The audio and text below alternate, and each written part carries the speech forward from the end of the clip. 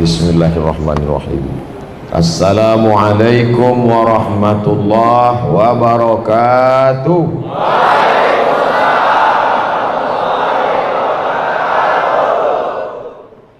Allah Ta'ala mengajarkan kita cara bersyukur, lafaznya pun dari Dia, bukan kita yang membuat. Maka lafaz yang diajarkannya kepada Nabi, Nabi sampaikan ke sahabat, sahabat sampaikan ke tabi'in, sampai ke kita dengan mengucapkan Alhamdulillah Rabbil Alamin. Tapi kita tidak bisa langsung kepada Allah Ta'ala. Ya ayyuhalladzina amanu taqullah, takutlah kepada Allah, wa bataghu ilaihil wasilah, carilah wasilah. Wasilah artinya sarana. Kita tak bisa datang sampai ke masjid yang kita cintai ini kecuali dengan wasilah.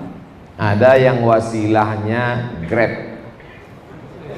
ada yang wasilahnya Gojek, ada yang wasilahnya mobil, ada yang wasilahnya lutut, tapi semuanya melalui wasilah.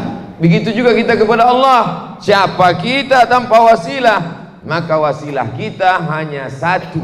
Siapa dia? Sayyidina wa maulana Muhammad sallallahu alaihi wasallam.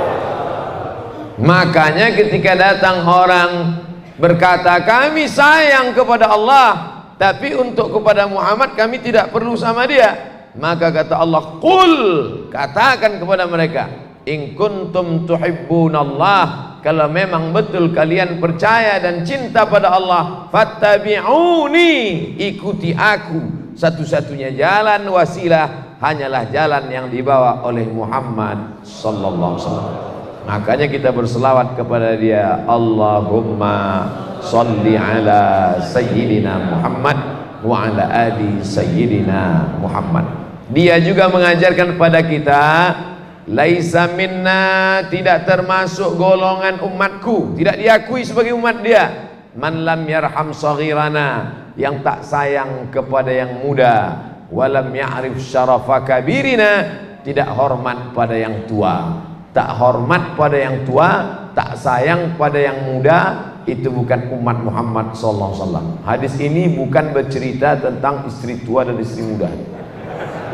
Hadis ini bercerita tentang kepada anak-anak muda kita sayang. Sayang kita kepada mereka, kita buatkan komunitasnya, kita bimbing mereka iktikaf, kita ajak mereka sholat subuh berjamaah, selamat mereka dari narkoba, jauh mereka dari seks bebas, selamat mereka dari geng motor, insyaallah, amin. Makanya masyarakat Batam sayang kepada anak muda. Maka malam ini nanti start jam 2 iktikaf dibimbing oleh Al-Mukarram Ustadz Luqman Al-Hakim, langsung datang dari Pontianak, Kalimantan, bukan Kuntilanak, Pontianak, Kalimantan Barat. Sudah datang, sudah. Dari jam 2 nanti baca Quran, zikir, muhasabah, sholat sunat, tahajud, witir, sampai azan subuh. Habis sholat subuh baru tausiah yang akan disampaikan langsung oleh Al-Mukarram, saya sendiri. Anak muda kita sayangi semuanya. Adapun yang tua-tua itu kita hormati mereka. Yang saya hormati Bapak pengurus, ketua, beserta anggota jamaah masjid dimanapun berada. Insya Allah semua yang hadir pada malam hari ini dimuliakan Allah Subhanahu wa ta'ala. Judul pengajian kita malam ini adalah kisah saat maut menjemput. Tujuan membaca buku ini supaya kita ingat mati, jangan pelit, jangan bakhil, jangan kedekut, jangan medit, jangan kikir, dan saudara-saudaranya. Itu tujuannya kita kaji malam ini. Saya tidak mau setelah mengkaji masalah mati ini tiba-tiba besok semuanya mau mati. Gimana? Masuk kantor kita, tak usahlah Pak, kita mau mati aja nih. Nah, ini tak betul. Justru sahabat Nabi dulu ingat mati, tapi perjuangan mereka sampai ke Andalusia. Sahabat Nabi sampai terbang ke Bahrul Qazwain. Bahrul Qazwain, Teluk Kaspia, berseberangan dengan Moskow sekarang, sampai sahabat Nabi ke sana, namanya Hudzaifah ibnul Yaman, membawa Islam ke sana. Ada pula sahabat Nabi yang terbang ke barat sampai Uqbah bin Amir ke negeri Maghribi pada masa pemerintahan Utsman bin Affan. Padahal mereka semuanya mengingat mati. Jadi dalam Islam dikaji masalah mati, bukan membuat orang menjadi takut hidup, tapi justru makin semangat hidup. Mudah-mudahan setelah mengkaji mati malam ini kita makin semangat hidup insyaallah. Kata Abu Bakar Siddiq, in muttul laila, kalau aku mati malam ini, la tantaziru ilal ghad, jangan tunda sampai besok pagi. Apa maknanya? Cepat-cepat makamkan. Saya pun ingin ikut Abu Bakar Siddiq, karena Nabi menyuruh, alaikum bisunnati, ikuti sunnahku, wa sunnatil khulafa'ir rasyidin, ikuti sunnah khulafa'ir rasyidin al-mahdiyin, yang dapat hidayah, membawa hidayah mim ba'di, setelah aku mati. Khalifah-khalifah aku ini mesti kalian ikut. Maka di antara khalifah yang saya ikut adalah Abu Bakar Siddiq. Apa kata Abu Bakar? Kalau aku mati malam ini, jangan tunda pengkebumian jenazahku sampai besok pagi. Saya pun sampaikan di Batam ini, andai aku mati malam ini, jangan tunda sampai besok pagi. Kalau ada yang gali kubur, cuman di sebagian tempat kan kadang nggak ada yang siap menggali. Jadi kalau nggak ada yang siap menggali, Pak Ustadz, beko kan ada. Sukan. Di antara yang meninggal malam, ada di sebagian tempat ini tak boleh, jangan kuburkan malam, nanti jadi hantu. Hari gini masih percaya hantu. Dulu anak-anak kecil kalau ditakut-takuti hantu, cepat tidur, ada hantu. Takut. Anak sekarang takut hantu, mana hantunya? Mana?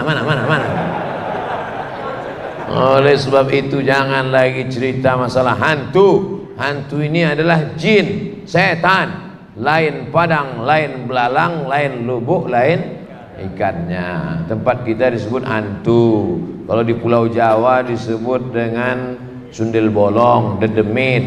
Kalau di Sumatera Utara begu ganjang, tinggi dia.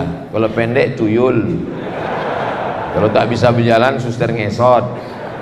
Itu hantu, setan, jin semuanya. Sedangkan kita sudah diajarkan a'udzubillahi minasyaitonir rajim, kursiyuhus samawati wal ard wa la yauduhu hifzuhuma wa huwal aliyul azim. Al-Baqarah 255, ujung surat Al-Baqarah 255, ujung ayat kursi.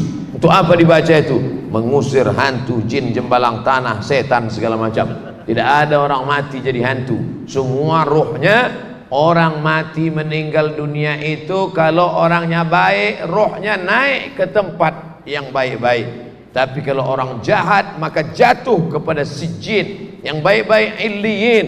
Ada pula pendapat menyebutkan di pintu surga tak masuk. Tapi ada pula pendapat mengatakan masuk balik dia ke dalam kuburnya. Banyak pendapat tentang itu, tapi yang jelas kita husnuzan, mudah-mudahan kita semuanya husnul khatimah. Kalau aku mati nanti, kata Abu Bakar Siddiq, bawa jenazahku ke pintu makam Rasulullah, ucapkan salam di pintunya, ya Rasulullah, hadza Abu Bakrin Siddiq yasta'zinuka. Ini jenazah Abu Bakar minta izin kepada engkau wahai Rasulullah. Kalau pintu terbuka, masukkan jenazahku. Kalau pintu tak terbuka, makamkan aku di pemakam Baqi di samping Masjid Nabawi. Makam Abu Bakar di Baqi apa di samping Nabi? Macam tahu aja. Ada pemakaman umum yang luasnya lebih besar daripada Masjid Nabawi. Kalau kita menghadap ke arah kiblat, sebelah kanan mimbar tempat Nabi khutbah, di sini mihrab tempat Nabi jadi imam, di samping ini adalah dinding makam Nabi Muhammad sallallahu alaihi wasallam. Itulah yang dikatakan Nabi, ma baina baiti wa mimbari, antara mimbarku, mana tadi mimbar? Antara mimbarku dan rumahku, raudhatun min riyadil jannah, taman-taman surga. Itu disebut dengan taman raudhah. Antara mimbar Nabi dan dinding makam Nabi 22 meter, ke belakang 15 meter, 22 meter, 15 meter. Yang mau sholat di dalam 100 kloter. Makanya berdesak-desakan. Banyak orang di taman raudhah itu berdoa meleleh air mata. Ya Allah, ya Rabbi. Datang kawannya, kok nangis, kenapa? Dari tadi tak dapat tempat. Sangka sedih kena berdoa, lama tegak. Afrika itu tak mau pindah-pindah. Mau diusir dia tegap. Saudara yang dimuliakan Allah Subhanahu wa taala, nanti kalau aku mati, bawa jenazahku ke makam Nabi. Kalau pintunya terbuka, masukkan. Tapi kalau pintu tak terbuka, maka bawa jenazahku di Baqi. Pesan itu disampaikan dan dilaksanakan oleh sahabat-sahabat Nabi. Meninggal Abu Bakar Siddiq di waktu malam, mereka langsung memandikannya, mengkafankannya, dan mereka bawa ke pintu makam Nabi sesuai dengan pesan wasiatnya. Assalamualaikum ya Rasulullah, hadza Abu Bakr Siddiq istazana. Ini Abu Bakar Siddiq minta izin. Apa yang terjadi? Saqatal quflu, jatuh gembok dari pintu makam Nabi. Terus terbuka. Allahu Akbar. Langsung dibawa ke dalam sesuai dengan pesannya. Apa maknanya? Di Jabal Thur dulu mereka berdua saat dikejar kafir Quraisy. Di Madinah 10 tahun bersama berjuang, dan sampai dikubur pun masih tetap juga berdekatan. Makanya kalau kita tegak di depan makam Abu Bakar, makam Rasulullah, Assalamualaikum ya Rasulullah, Assalamualaikum ya Abu Bakr Siddiq, Assalamualaikum ya Umar bin Khattab. Melangkah satu langkah. Pertama masuk makam Rasul dulu, Assalamualaikum ya Rasulullah. Melangkah satu langkah, Assalamualaikum ya Abu Bakr Siddiq. Melangkah satu langkah, Assalamualaikum ya Umar ibnul Khattab. Karena di dalam ada 3 makam. Mudah-mudahan persahabatan kita pun begini juga hendaknya, insya Allah. Di dunia kita bersahabat, di Batam kita berteman, sampai ke liang lahat pun kuburan kita dekat-dekatan, sampai dan nanti masuk ke pintu surga bersama dengan Nabi Muhammad sallallahu alaihi wasallam. Kira-kira bisa tak kita nih sama dengan Abu Bakar nanti? Oke, sekarang saya sebutkan kenapa Allah berikan Abu Bakar keutamaan yang begitu hebat. Pada saat hijrah pindah dari kota Makkah ke Madinah, Abu Bakar ini punya ayah namanya Abu Quhafah. Siapa namanya? Abu Quhafah. Ada tak orang Batam namanya Abu Quhafah? Tak ada. Kalau ada angkat tangan. Tak ada. Abu Quhafah ini benci betul dengan Nabi Muhammad SAW.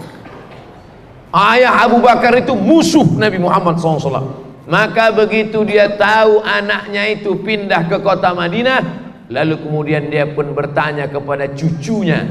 Nama cucunya anak Abu Bakar adalah Asma. Siapa namanya? Mesti panjang alifnya. Asma. Kalau pendek sesak napas. Ya Asma, wahai Asma. Ya Datuk. Mana ayahmu Abu Bakar? Ayah hijrah bersama Muhammad sallallahu alaihi wasallam. Oh, habislah emas itu dibawanya semua untuk belanja hijrah ya? Kata Asma, tidak Datuk, masih ada emas itu lagi. Mana dia? Datang Asma, dimasukkannya batu ke dalam kain taplak meja. Ini batu, masukkannya ke dalam kain. Oh, lalu dikasihnya ke Datuk. Datuk, kalau tak percaya peganglah. Abu Quhafah tadi buta. Apa? Dipegangnya. Oh, masih ada lagi. Oh, masih ada lagi. Kira-kira emas kalau masuk ke kain bisa dirasa berapa kilo itu beratnya? Paling tidak 1/4 atau 1/2 kilo lah. itulah maka Allah muliakan Abu Bakar, makamnya dekat dengan Rasulullah sallallahu alaihi wasallam, dan bersama dia masuk surga. Salah satu sahabat Nabi yang dijamin masuk surga adalah Abu Bakar Siddiq. Siap masuk surga bersama Abu Bakar? Tak sama macam bunyi pertama tadi. Abu Bakar masuk surga, emas yang dia kasih bisa dipegang kalau ditutup dengan kain. Malam ini kira-kira berapa emas yang mau kita kasih? Yang mau diperbaiki ini WC. Itu kan Abu Bakar Salamul Somad. Itu kan 14 abad yang lalu. Saya melihat dengan biji mata saya sendiri ketika kami hadir penggalangan dana Munasarah Palestina, menolong Palestina. Langsung telepon ke Panglima Angkatan Darat Hamas, Jenderal Khalid Mash'al dari Mesir. Telepon langsung ke Khalid Mash'al di Palestina. Assalamualaikum Liwa Khalid Mash'al. Waalaikumsalam. Kami dari Mesir, apa yang perlu bantuan? Kata orang Mesir, kami sedang kedinginan, perlu makanan, jaket dan senjata, tolong kirimkan uang. Langsung orang Mesir mengambil goni beras, karung. Disitulah perempuan-perempuan Mesir membuka tangannya, langsung gelang-gelang itu masuk dalam, masuk emas masuk, cincin-cincin masuk. Andai malam ini kita buat karung beras, kira-kira ada tak gelang masuk?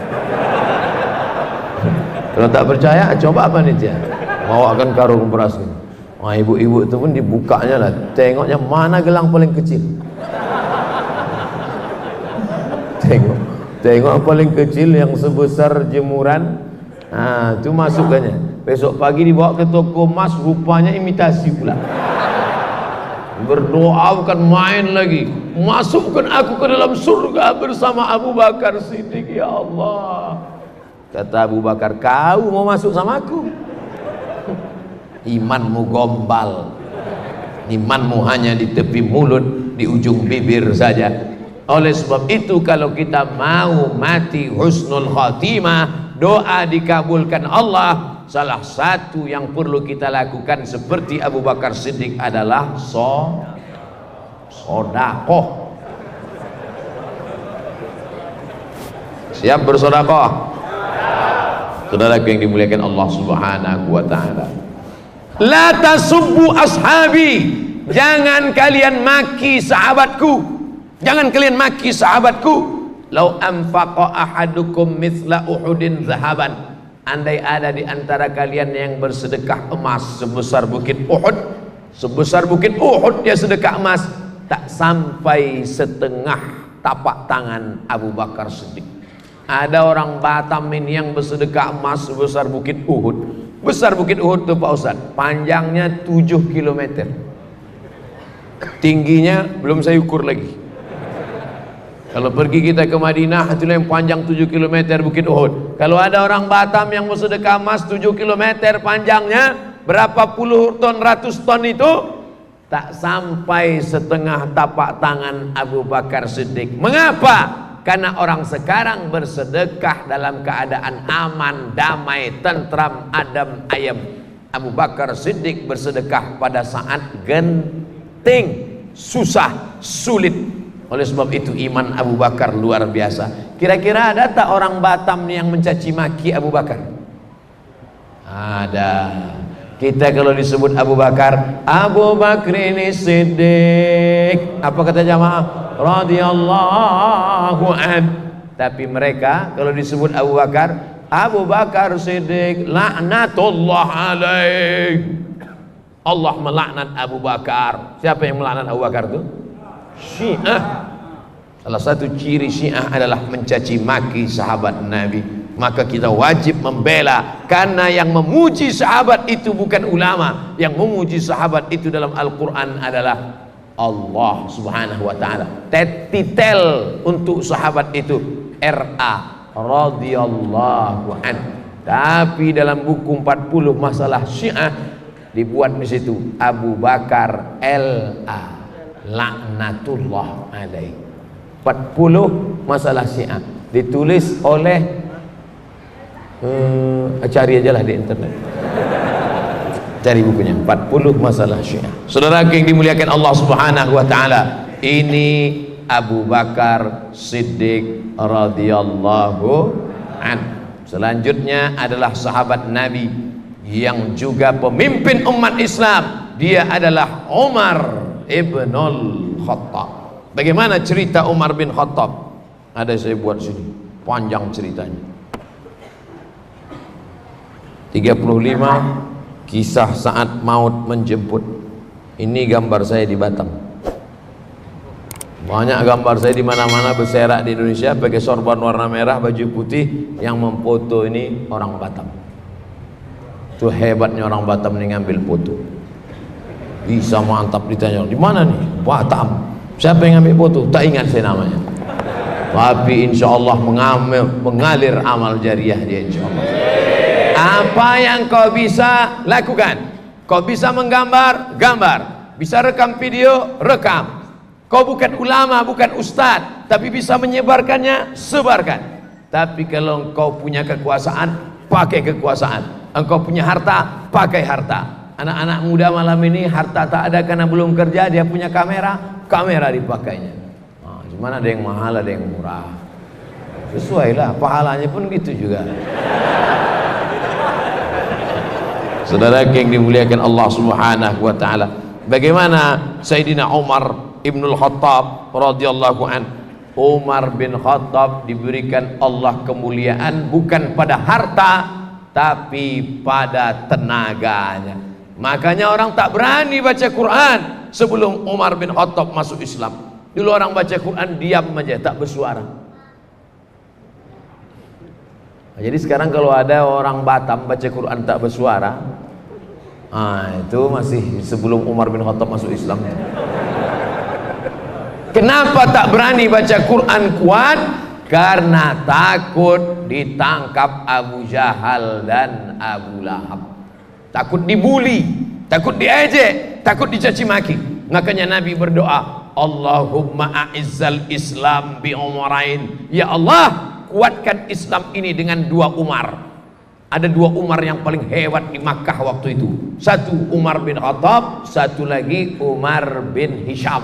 Satu Umar bin Khattab, satu lagi Umar bin Hisham. Umar bin Khattab semua kenal. Umar bin Hisham, siapa itu? Tapi kalau saya sebut nama kerennya, oh, Umar bin Hisham Abu Jahal. Abu Jahal. Makanya kalau kenalan sama orang tanya nama baik-baik. Nama siapa? Umar bin Hisham. Nama keren? Abu Jahal. Nama siapa? Abdus Syams. Nama keren? Abu Hurairah. Nama siapa? Abdul Ka'bah. Nama keren? Abu Bakar Siddiq. Nama siapa? Abdul Uzza. Nama keren? Abu Lahab. Nama siapa? Abdul Somad. Nama keren? Ujian akhir semester. Saudara yang dimuliakan Allah Subhanahu wa taala. Nah, maka Nabi berdoa, Allahumma a'izzal Islam bi umarain. Ya Allah, kuatkan Islam ini dengan 2 Umar. Kalau tak Umar bin Khattab, Umar bin Hisham. Kalau tak Umar bin Hisham, Umar bin Khattab. Akhirnya yang masuk Islam adalah Umar bin Khattab. Kenapa? Karena Umar bin Khattab pemenang gulat, juara bertahan setiap tahun. Setelah Umar bin Khattab masuk Islam, beranilah orang sholat berjamaah, beranilah orang membaca Quran, berani orang mengatakan aku Islam, karena ada backing yang luar biasa. Inilah pentingnya preman-preman nih taubat. Kalau tidak, anak-anak muda takut. Mau kemana kok? Mau ke sana sebentar, Pak. Takut diganggu parkirnya, takut diganggu motornya. Tapi kalau sudah preman masuk Islam, tobat dia, hijrah dia, mau kemana? Ngaji. Apa yang tidak nanya? Pijak batang leher kau. Oleh sebab itu bangga kita di Batam ini, preman-preman pun ngaji, tobat insyaallah. Cuman sebelum premannya dia garang, setelah hijrahnya garang, sebelum hijrahnya galak, setelah hijrah juga mesti galak, cuman bedanya dulu galaknya di pasar, sekarang galaknya mengajak orang amar ma'ruf nahi mungkar. Takbir. Banyak juga preman-preman ini sebelum tobat galak, setelah pengajian Pak, itu ada orang ganggu kami, serahkan aja sama Allah. Kalau ada preman model ini, antuk kan kepalanya gitu ya. Ada guna kau hijrah buat beban aja.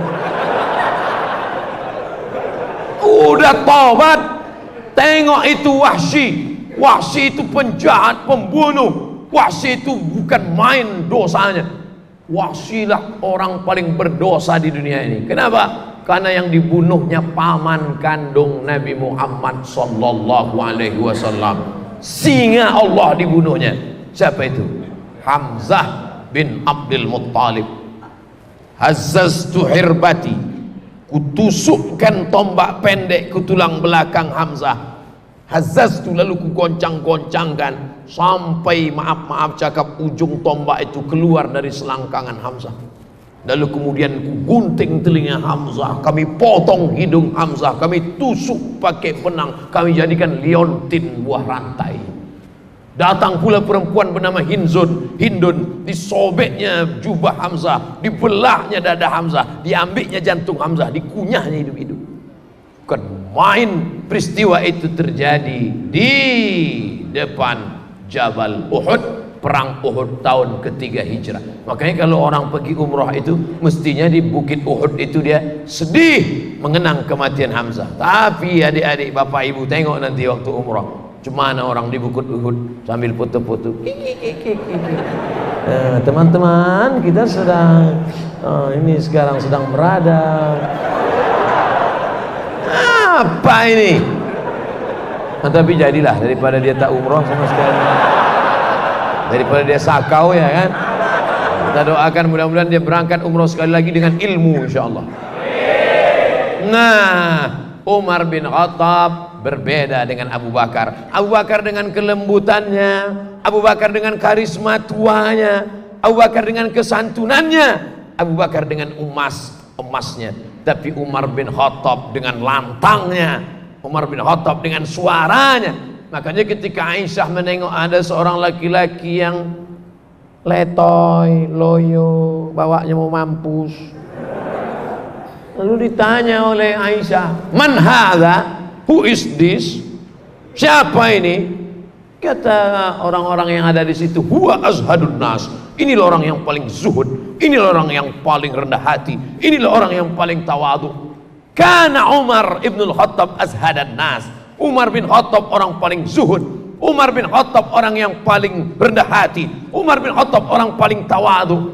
Idza takallama asma, kalau bersuara, berkata-kata suaranya lantang.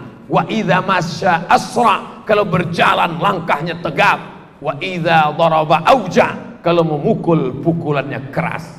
Jadi preman kalau sudah tobat ngomongnya tetap kuat, tangannya tetap keras, kakinya tetap tegap, dan bicaranya tetap lantang, bukan letoy, loyo, lunglai, lesu, lemah, mati. Oleh sebab itu maka dia tetap lantang, tapi lantangnya menyuarakan amar ma'ruf nahi mungkar. Balik dari masjid, nampaknya anak-anak muda nongkrong di pos kamling. Anak muda, kenapa kalian tak ke masjid? Masjid.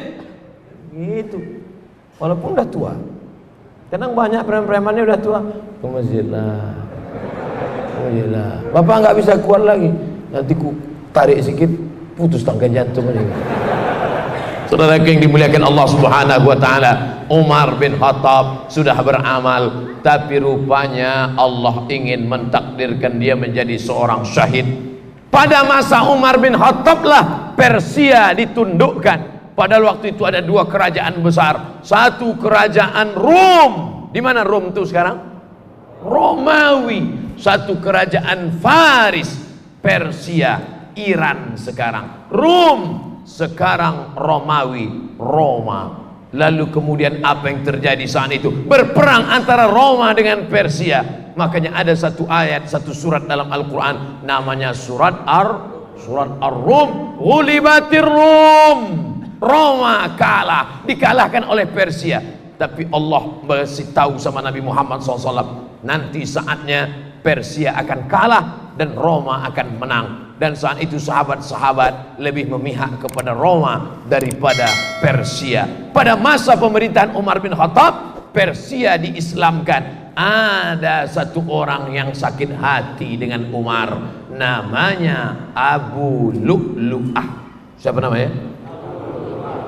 Pas mau sholat subuh, ditikamnya Umar bin Khattab, ditusukkannya Umar bin Khattab, akhirnya keluarlah darah dari Umar bin Khattab. Umar bin Khattab minum susu, keluar susu itu dari tempat luka tikaman itu, ditahannya sampai akhirnya beliau mati menjadi seorang syahid. Ini pelajaran, orang selevel Umar bin Khattab pun mempan juga oleh pisau. Ini baru sholat 2 kali udah tak mempan pisau. Baru sholat 2 kali, subuh sama zuhur, sore itu asar udah cucuk-cucuk dah mempan. Umar bin Khattab aja kena pisau, luka, meninggal dunia. Oleh sebab itu apa yang terjadi sebenarnya? Umar bin Khattab kalau dia berjalan, Umar bin Khattab di suatu jalan, maka setan akan jalan di tempat yang lain. Takut setan melewati jalan Umar bin Khattab. Kita satu perjalanan sama setan. Oleh sebab itu jangan-jangan setan sudah masuk ke dalam badan. Makanya orang-orang yang dianggap seperti ini apa kata ulama ahli tasawuf? Idza ra'aitar rajul, kalau kau lihat ada orang yatiru fil hawa, terbang di atas awan, yamshi 'alal ma', jalan di atas air, la tartar. Kalau ada kau nampak orang kebal, jangan tertipu. Kalau nampak ada orang terbang di awan, jangan tertipu. Kalau ada nampak orang jalan di atas air, jangan terpukau. Pandanglah pada istiqomah. Kenapa? Karena orang yang jalan di atas awan, terbang di atas awan, jalan di atas air, boleh jadi dipermainkan oleh setan, berkawan dengan setan. Sedangkan kita tiap hari, tiap malam berkata a'udzubillahi minasyaiton. Yang betul nih mana Pak Ustaz? Setan apa syaiton? Syaiton. Cuman orang kita payah bilang syaiton. Apa itu? Setan. Kata setan, aku bukan setan, jadi syaiton. Sama lah itu.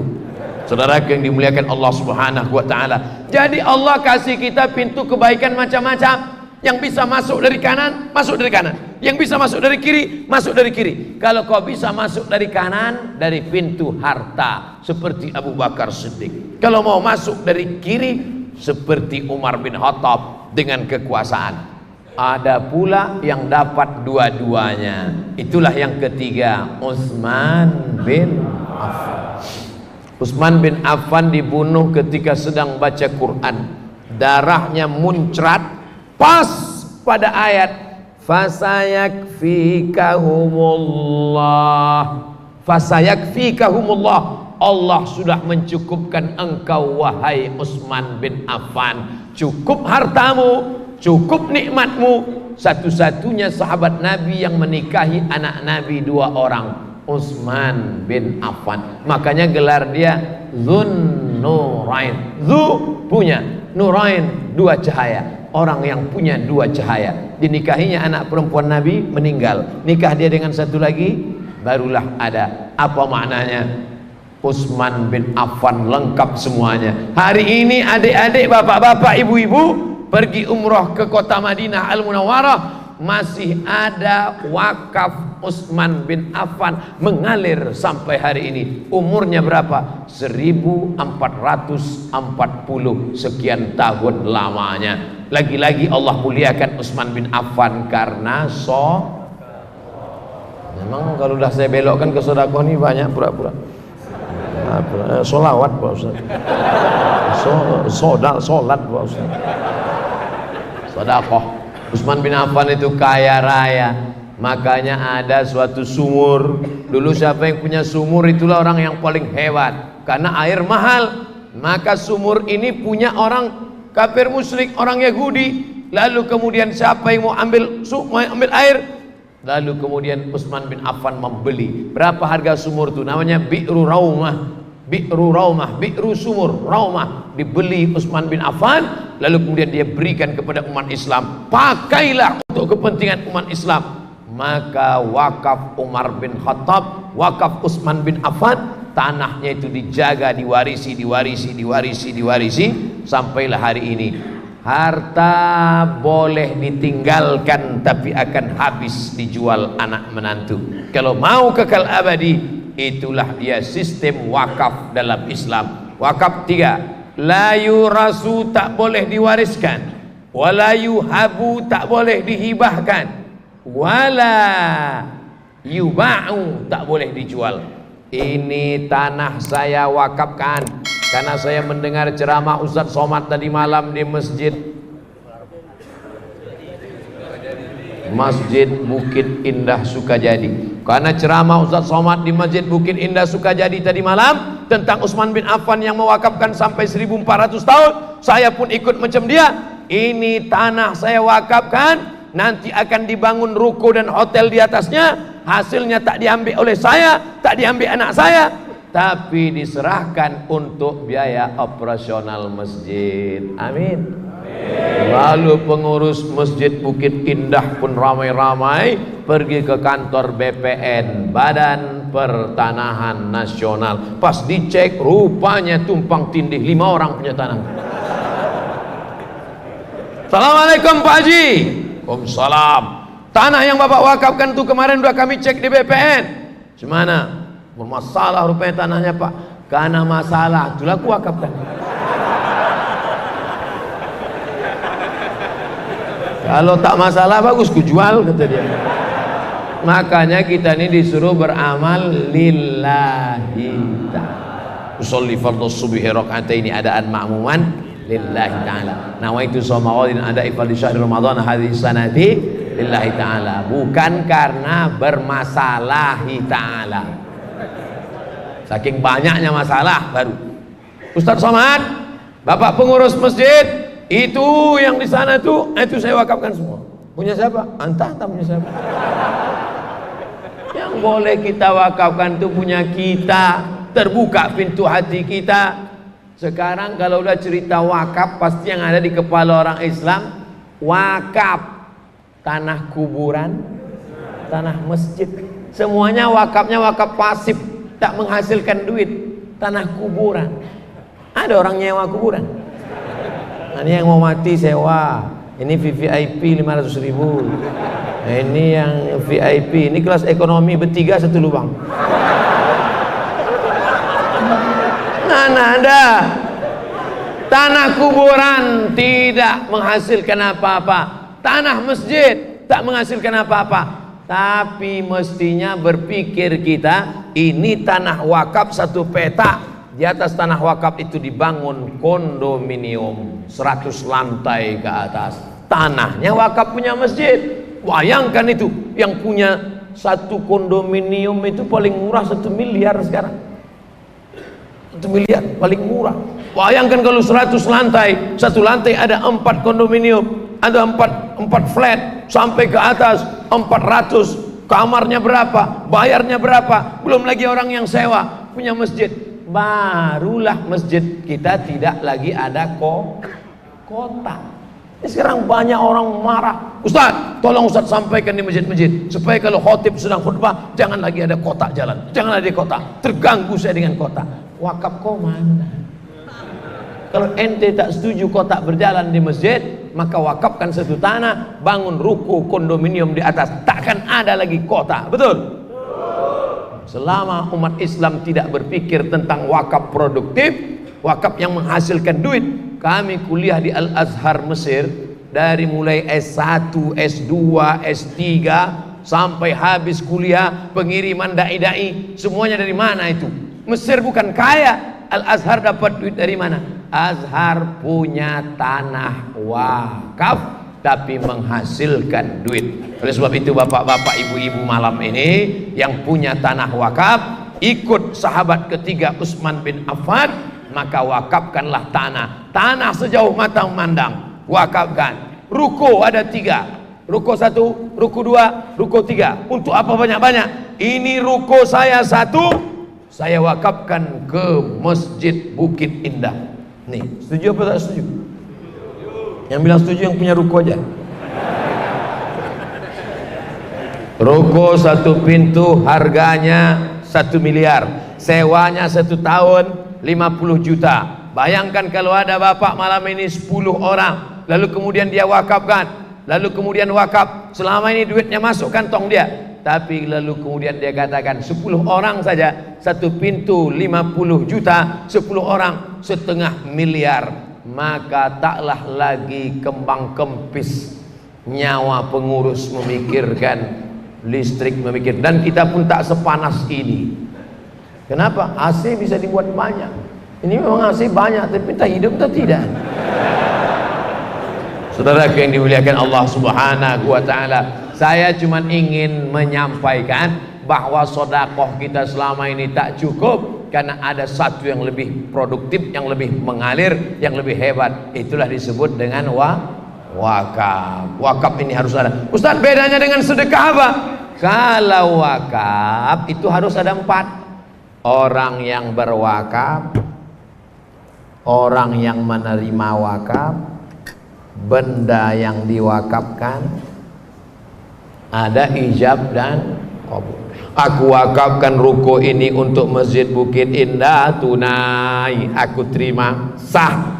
Langsunglah diurus suratnya. Di mana suratnya diurus? Di kantor KUA kecamatan mana ini? Batam Kota. Kecamatan Batam Kota. Besok pagi tutup pula, Senin. Mudah-mudahan selama 2 hari ini tak berubah pikiran dia. Hari Senin pagi-pagi langsung datang. Yang sudah ada azam, jangan kalian berubah. Takutnya nanti malaikat berubah pikiran pula. Kalau yang berubah pikiran itu malaikat rahmat, tak apa-apa. Ini malaikat maut.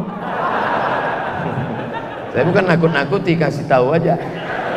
Nah, hari Senin pagi, bapak yang memberi wakaf sama nazir masjid, pengurus, pergilah ke kantor KUA. Mama, papa ke kantor KUA dulu ya. Apa? Aku bukan mau kawin lagi. Mau apa nih? Mau kita wakafkan ruko itu. Untuk apa abang wakafkan ke masjid? Untuk apa gunanya wakaf? Ini kuwakafkan ke masjid supaya nanti kalau aku mati tetap mengalir. Adapun yang 2 itu lagi nanti kan kau ambil, kau kawin sama brownies. Aku dapat apa? Ruko kita 3, yang 1 diambil lakimu, yang 1 lagi diambil anak kita. Aku dapat apa? Cuma kain putih. Itu maksudmu? Jangan kalian jadi takut semua. Ya, takut, tak usah lah bang. Iyalah deh. Habis itu sakit jantung mati. Dapat apa? Bapak pergi pagi pulang petang peras keringat banting tulang tunggang langgang lintang pukang. Mati cuma dapat kain putih. Ada orang mati pakai baju batik? Baju batik tinggal, sorban tinggal, jam tangan lupa pula pakai jam tangan. Cincin tinggal, peci tinggal. Dibawalah kain putih, habis semuanya. Tapi kalau orang yang berwakaf, mati bisa bawa ruko, mati bisa bawa tanah, mati bisa bawa mobil. Betul? Bisa mobil juga mati? Bisa. Yang punya mobil, berapa mobilmu? 5. 1 wakafkan. Nanti ditulis mobil wakaf membawa jenazah, dalam kurung yang gemuk saja. Kurus macam saya, 2 orang mikul selesai. Lompat 200 kilo, patah kaki orang tu mikul. Silap-silap yang mikul tu pula mati juga. Saudara yang dimuliakan Allah Subhanahu wa taala, ini adalah Khalifah Utsman bin Affan. Malam ini saya cuma cerita tentang bagaimana mereka-mereka yang hebat-hebat itu. Saya mau ikut Abu Bakar, silakan. Saya mau ikut Umar, silakan. Rasa-rasanya saya mau ikut Utsman, silakan. Tapi yang 3 ini udah saya tengok berat-berat semua Pak Ustaz. Oke, kalau gitu kita ikuti Sayyidina Ali. Sayyidina Ali paling ringan. Gimana Sayyidina Ali? Tidur aja. Ringan kan? Waktu Nabi hijrah, apa tugas Sayyidina Ali? Tidur. Ali, aku mau naik ke Jabal Sur, bersembunyi karena kafir Quraisy ngejar. Jadi kau tidur aja di sini. Nah, tidur aja. Ringan kan? Malam itu 14 anak-anak muda Algojo membawa perang, mau mencincang Sayyidina Ali. Untung salah satu dari mereka membuka. Sebelum kita cincang, kita tengok dulu siapa di balik ini. Tengoknya Sayyidina Ali. Bayangkan kalau tak disingkapnya, jadi apa Sayyidina Ali malam itu? Apa pelajaran dari sini? Kalau tugas itu berat, resikonya berat, maka kasihkan pada saudara dekat. Tapi kalau tugas itu ringan, nyawa tidak begitu menjadi ancaman, kasihkan kepada kawan. Itulah beda antara kawan dengan saudara. Kalau otaknya macam Nabi Muhammad SAW. Tapi orang sekarang enggak. Mana yang paling terancam, itu kasihnya ke kawan. Kalau yang enak-enak kasihnya saudara. Tapi mengaku umat Muhammad. Kau bukan umat Muhammad, umat Abu Lahab. Saudaraku yang dimuliakan Allah Subhanahu wa ta'ala, Sayyidina Ali sebelum meninggal dipanggilnya Sayyidina Al-Hasan. Adik Sayyidina Hasan, Sayyidina Al-Husain. Ustaz, kenapa nyebut Sayyidina? Sayyidina artinya pemimpin kami. Sayyidina Muhammad, pemimpin kami Muhammad sallallahu alaihi wasallam. Kenapa Ustaz pakai Sayyidina Al-Hasan, Sayyidina Al-Husain? Nabi yang ngasih. Innal Hasan wal Husain sayyida syababi ahlil jannah. Hasan dan Husain pemimpin pemuda penghuni surga. Nanti yang anak-anak muda ini masuk surga, pemimpinnya ketua remaja masjid surga itu, apa pula remaja masjid? Ketua remaja surga, RMS, remaja masjid surga. Ketua remaja surga itu nanti adalah Sayyidina Al-Hasan, Sayyidina Al-Husain. Tapi yang tua-tua pun jangan kecil hati, karena nanti ketika masuk surga semuanya balik jadi muda. La yadkhulul jannata ajuzun, tak masuk surga orang tua. Menangislah nenek-nenek. Kata Rasulullah, kenapa nangis? Aku tak masuk surga ya Rasulullah. Nabi tersenyum hatta badat nawajizuhu. Nabi senyum sampai nampak gigi gerahamnya. Jadi jangan sangka Nabi itu mentang-mentang Nabi serius saja. Nabi senyum sampai nampak gigi gerahamnya. Ketika datang nenek-nenek mengatakan, ya Rasulullah, aku tak masuk surga, karena engkau bersabda la yadkhulul jannata ajuz, tak masuk surga nenek-nenek. Nabi tersenyum sampai nampak gigi geraham. Kira-kira kalau senyum sampai nampak gigi geraham itu macam mana? Kata Nabi. Saking senangnya hati Nabi, Nabi tertawa. Apa maknanya? Nabi pun juga ada bercanda tapi tidak berdusta. Ini banyak orang kalau sudah ngaji, mukanya aja ingat neraka jahanam. Dan pikir Nabi itu tak ada tersenyum. Suatu ketika Nabi sedang duduk-duduk, datang seorang sahabat, celaka aku ya Rasulullah. Kenapa? Aku berhubungan kelamin dengan istriku di siang Ramadan. Ganti puasamu 2 bulan berturut-turut, 60 hari. Ya Rasulullah, sedangkan 30 pun aku tak tahan. Kalau begitu kau kasih fakir miskin 60. Aku pun miskin ya Rasulullah. Nabi pergi ke belakang mengambil kurma, dikasih Nabi. Kau miskin, ini kau bawa kurma, kasih orang paling miskin di kampungmu. Ya Rasulullah, di kampung itu aku yang paling miskin. Nabi pun tersenyum hatta badat nawajizu. Mendengar itu kata Nabi pun tersenyum. Kata Nabi, bawa balik, kau jalan makan sama bini. Nabi itu orang yang lembut, Nabi itu orangnya baik. Tapi ada juga saatnya Nabi itu tegas dan keras. Ketika orang berkelahi tentang masalah Quran, wah, apa kata Nabi SAW? Wa kanal insanu aksara syai'in jadala. Memanglah orang ini sukanya berkelahi, berdebat saja tentang masalah Quran. Ketika Nabi menengok masjid kosong, tak ada solat berjamaah, di situ Nabi marah. La yantahiyanna, jangan lagi kalian ulangi, jangan lagi sampai kalian tinggalkan masjid. Kalau sampai kalian tak solat berjamaah, la uharriqanna alaihim buyutahum, akan kubakar rumah mereka. Jadi ada masanya tegas, ada masanya lembut, ada masanya tersenyum, dan ada masanya tertawa. Yang ketawanya sikit-sikit ketawa, sikit-sikit ketawa. Gila aja. Saudara yang dimuliakan Allah Subhanahu wa taala, Sayyidina Ali, Masya Allah tabarakallah, dipanggilnya Sayyidina Al-Hasan, dipanggilnya Sayyidina Al-Husain. Di antara pesannya kepada anak-anaknya, panjang pesannya, tapi satu yang paling penting yang ingin saya sampaikan malam ini, pesannya kepada anaknya sebelum meninggal dunia adalah apa kata dia? Inna zakata tutfi'u ghadabar rabbi. Sesungguhnya sedekah, zakat, wakaf, infak itu memadamkan murka Allah Subhanahu wa taala. Kita selama ini sudah menyalakan murka Allah dengan perbuatan maksiat, dosa, khamar, sabu-sabu, seks bebas. Kalau kita mau padamkan murka Allah ini adalah dengan soda.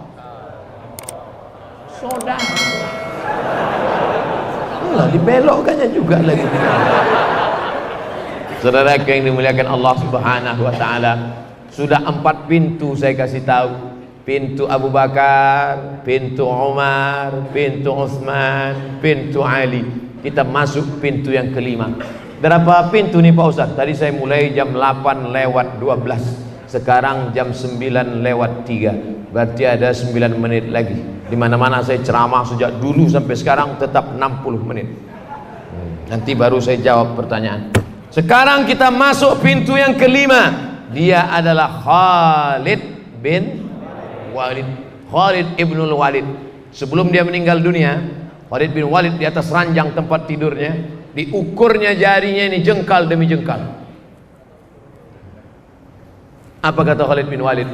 Coba kalian ukur badanku ini sejengkal demi sejengkal. Setiap jengkal badan Khalid bin Walid tak ada yang kosong dari 3. Bekas tombak, bekas anak panah, bekas pedang. Jadi kalau dibuka lengan Khalid bin Walid itu nampak 3. Bekas tombak, bekas pedang, bekas anak panah. Sungguh pun begitu badannya hancur karena jihad fisabilillah. Menangis dia sebelum meninggal dunia.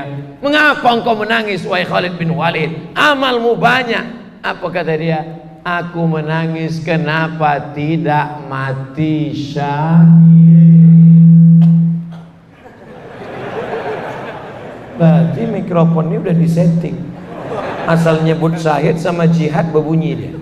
Marilah kita berjihad. Sampai nanti masanya kita ceramah tak boleh lagi ngomong jihad, tak boleh lagi ngomong syahid. Nampaknya dimulai dari Masjid Bukit Indah. Hari ini adik-adikku, anak-anak, sahabatku boleh tertawa, tapi mungkin sampai masanya. Kira-kira mungkin tak begitu? Mungkin. Ustadz jangan lagi sebut syahid, jangan lagi sebut jihad. Kalau mau ceramah, ceramah aja tentang masalah darah. Darah haid, darah istihadah, darah melahirkan, darah bisul, darah kudis, darah jerawat. Assalamualaikum warahmatullahi wabarakatuh. Judul pengajian kita malam ini tentang darah bisul. Kalau bisul pecah, maka bisul terbagi 3. Ada bisul kecil, ada bisul besar, ada bisul sedang. Ulama ikhtilaf tentang bisul ini. Habis waktu gara-gara bisul. Bukan saya mengatakan fikih itu tidak penting, penting. Tapi ada fikhul aulawiyat, masalah wudu, masalah toharah, masalah bersuci, penting ngaji, baca kitab. Tapi larut dalam itu, maka sesungguhnya kita sudah mubazir bukan mubazir duit, tapi mubazir intelektualitas. Innal mubazzirina kanu ikhwanas syayatin. Oleh sebab itu masalah intelektual ini hati-hati. Banyak juga orang yang kita sangka intelek, rupanya telek mambu. Saudara yang dimuliakan Allah Subhanahu wa taala, pintu Abu Bakar sudah, pintu Umar sudah, pintu Utsman sudah, pintu Ali sudah, pintu Khalid bin Walid sudah. Saya tidak mau mengetes jamaah, tak suka saya model begitu. Siapa yang mau ikut pintu Umar? Siapa yang mau Khalid bin Walid? Tak mau. Saya tak mau kita menjadi hipokrit munafik. Pokoknya pilih ajalah salah satu. Yang mau 5-5-nya alhamdulillah. Satu pun tak mau, na'udzubillah. Mati aja dah. Ada lagi pintu yang lain, ada namanya Abdurrahman bin Auf. Siapa namanya? Ini salah sobat. Kalau begini tinggal pakai gitar aja lagi.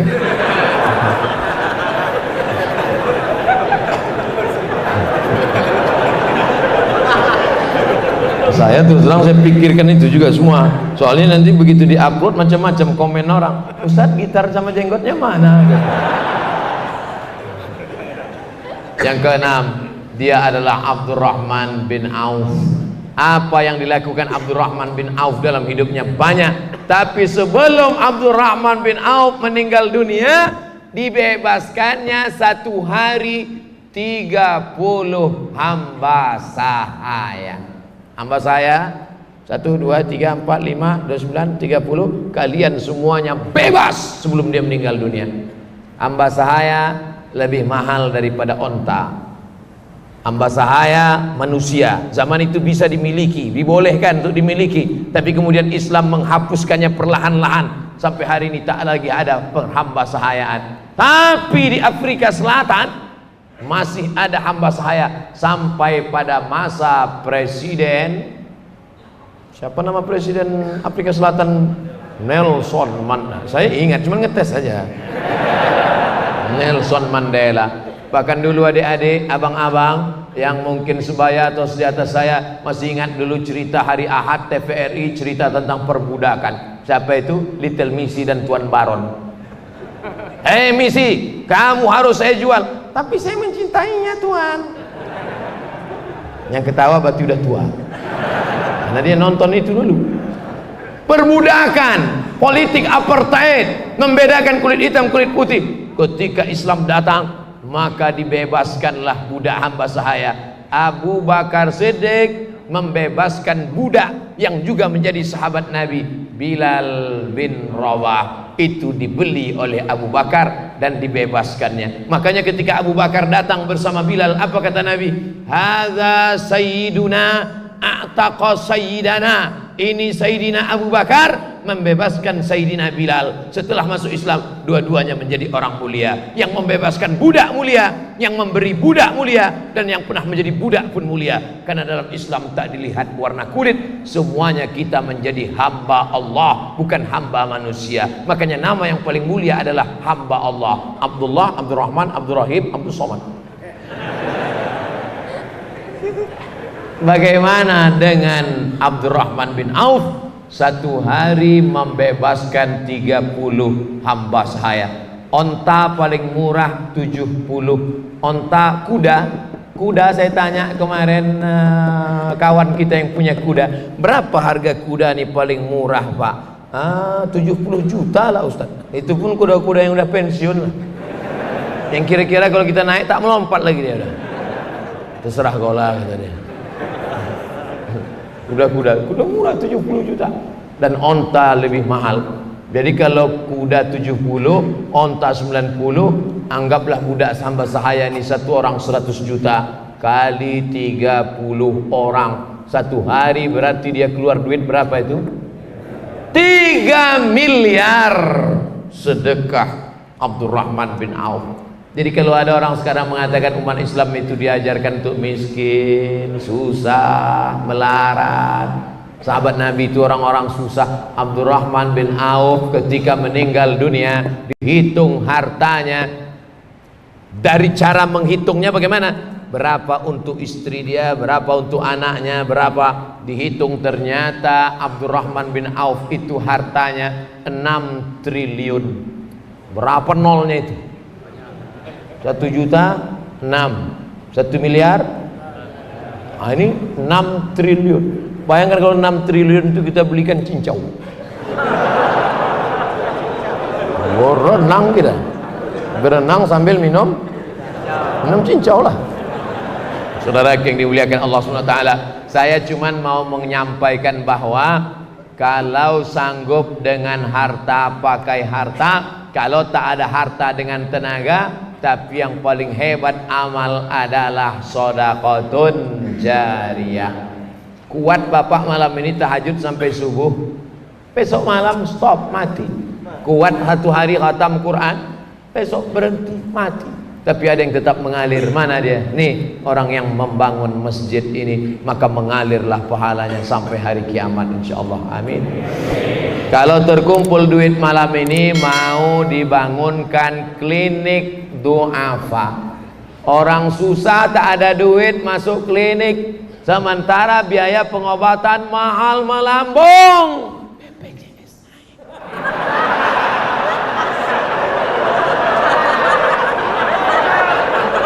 Salah satu solusinya adalah dengan membangunkan klinik du'afa. Sepanjang saya ceramah di mana-mana, baru di Masjid Bukit Indah Sukajadi inilah yang pengurusnya punya program klinik du'afa. Takbir. Kadang pengurus-pengurus ini kalau hari Jumat, kas masjid kita ada 200 juta. Bangga pula tuh pengurus, bilang 200 juta. Sementara sholat di masjid tikar sembahyang pun lapu. Itu bukan duit kalian pengurus, itu duit umat, betul? Belikan sajadah, bangunkan WC, bangunkan kamar mandi, bangunkan toilet. Kalau perlu yang kerannya tak main putar lagi, batuk keluar air.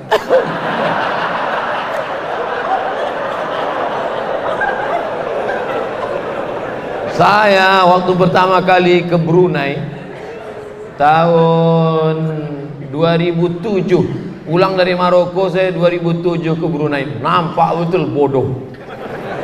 Sampai situ tak tahu saya mana yang mau diputar ini. Tapi saya tak mau nanya, masa LCMA nanya? Saya tunggu orang masuk. Saya tunggu orang masuk. Nanti cemana dia cara mengeluarkan air? Rupanya diginikan aja ke bawah keran itu. Nah, keluar dia. Oh, setelah orang itu keluar, saya mainkan pula.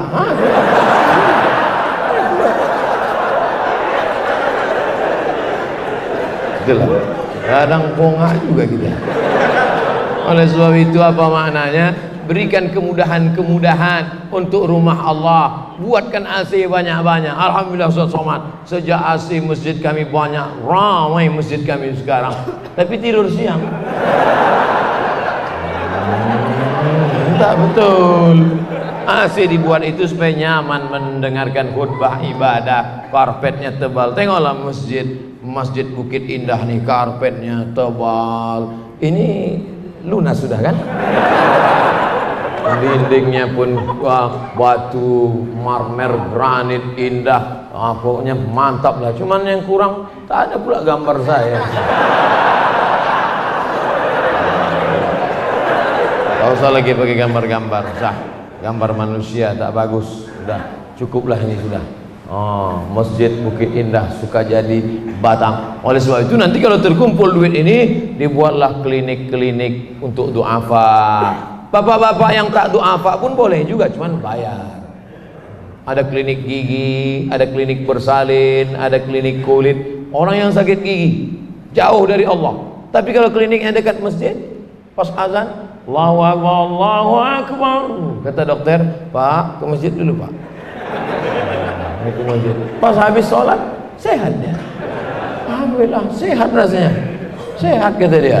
Begitu juga dengan ibu-ibu yang hamil tuh, tak pernah dia mendengar ayat Quran, tak pernah dia berwudu, tapi begitu sama ibu-ibu sudah sholat, sudah, mudah-mudahan diberikan Allah kemudahan ya, tenang jiwanya. Itulah makanya klinik di halaman-halaman masjid. Kebetulan ada tanah kosong, buatkan klinik du'afa, klinik. Bapak ibu kalau pergi menengok orang-orang susah yang tak punya duit, Masya Allah, tabarakallah. Saya kemarin pulang dari Sabah,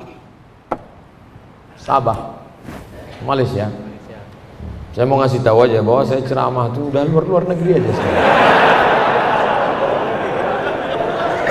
Ustadz Samad ini orang hebat, kata Pak Cik, ini orang hebat Ustadz Samad. Apa hebatnya Pak Cik? Dia datang ke rumah sakit, dicarinya orang miskin yang jauh dari kampung, yang tak punya penginapan di kota, otomatis tak ada tempat tidur, tak ada makan, dibelikannya nasi kotak, nasi bungkus bagi. Sampai akhirnya satu hari rupanya salah bagi, dikasihnya orang kaya. Orang kaya ini nanya, Ini bukan hak saya bagi-bagi. Oh, akhirnya dia pula membagi kepada yang lain. Nah, jadi ada saja ide-ide orang untuk membuat kreatif untuk membantu. Ini makannya, tapi biaya kesehatannya. Saya pula pergi ke Bandung, ada orang kena kanker mata, ada saudara kita yang kena kanker leher, berlubang tenggorokan, ada yang kena kanker perut. Sudah, saya tanya, ini sudah berapa bulan? Baru 4 bulan Ustaz, tapi rasanya sudah sesak nafas. Mau dioperasi kapan? 2020. Sekarang baru bulan September, 4 bulan aja udah sebesar itu. Meletuplah 2020. Akhirnya dibawa langsung ke rumah sakit. Kenapa? Karena ada orang yang berbagi. Banyak orang miskin diuji dengan kemiskinannya sabar, tapi banyak orang kaya yang diuji dengan kekayaannya tak sabar. Orang sabar diuji dengan miskinnya sabar, orang kaya tak sabar. Datang bakhilnya, datang pelitnya, datang kikirnya. Kalau kakinya diuji untuk datang ke masjid, kuat. Diuji telinganya dengar ceramah, tahan. Diuji untuk tegak berdiri di luar tak dapat tempat duduk, tahan. Yang berdiri jangan tersinggung, karena aku pun berdiri juga dari tadi. Tak bisa rupanya Ustaz duduk. Bisa, bisa. Duduk kursi udah secantik ini, tengok, mahal ini. Kenapa Ustaz tegak berdiri? Nanti kalau saya duduk yang belakang tuh bilang tak nampak Pak Ustaz. Padahal udah dikasih layar 2, udah mantap-mantap. Ini layar ini memang permanen. Permanen. Alhamdulillah. Karena dibagi sebagian masjid ada yang masih minjam. Artinya masjid kita sudah kaya, sudah mantap. Kalau untuk sarana prasarana ibadah sudah cukup rasanya. Karpetnya, AC-nya, kipasnya, lampunya, layarnya, cukup sudah. Tapi tidak boleh terus merasa cukup. Mesti ada pelayanan kesehatan untuk saudara-saudara kita yang duafa. Dan tadi pula saya dengar sayup-sayup rupanya untuk tambahan kamar mandi, supaya jangan sampai orang terkencing-kencing di lantai. Harus ada tambahan-tambahan. Nampaknya sepele Bapak Ibu, tapi jangan pula kita berpemahaman siapa yang bangun masjid dibangunkan rumah di surga. Siapa yang bangun masjid dibangunkan rumah di surga. Jadi kalau membangun WC, masa masuk surga cuma dapat WC Pak Ustaz? Bukan gitu cara berpikirnya. Ini otaknya harus diluruskan. Yang mau kita ambil pelajaran di sini bahwa kita sudah memudahkan urusan orang lain. Tidak ada urusan yang paling sulit daripada urusan buang air. Betul? Yang pernah kebelet merasakan itu. Itu kok otak naik. Kalau ada orang mau ngasih duit, ada orang mau ngasih cincin emas, ada mau ngasih duit, dengan mau ngasih WC sedang kebelet sikit lagi mau tumpah, pilih mana? Duit apa WC? Berapa lama orang dalam perjalanan tolong cari pom bensin, tolong cari untuk apa Pak? Minyak kita kan full, bukan minyak ini udah di ujung udah. Rasanya mau diikat aja pakai karet. Saudara yang dimuliakan Allah Subhanahu wa taala, maka kalau Bapak Ibu kasihkan duit ini lalu nanti untuk membangun WC, itu adalah memudahkan urusan orang lain. Saya sudah ceramah 70 menit. Jam 21.21. Cantik angkanya. Kita sungguh dulu serentak 3, 21 21 21. Pas nanti 21 21 keluarkan kotak sedekah. Tanggal 19 bulan 9 19. Cantik juga tanggalnya. Keluarkan kotak, keluarkan kotak, keluarkan kotak.